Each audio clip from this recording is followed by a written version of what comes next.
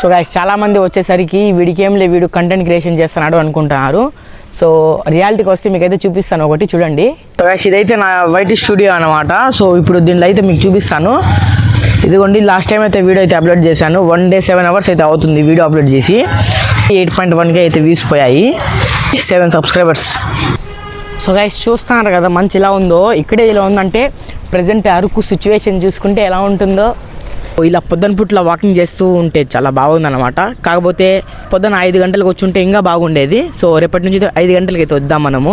So guys present నేను వెళ్ళేటప్పుడు కన్నా ఇప్పుడు వచ్చాను కదా, ఇప్పుడే చాలా మంచిది ఉంది చూడండి.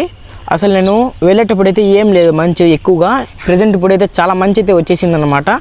సో అదనమాట గైస్ మ్యాటర్. సో ఒక కంటెంట్ క్రియేటర్ ఎలా ఉంటాడనేది మీకైతే చూపించాను అనుకుంటున్నాను.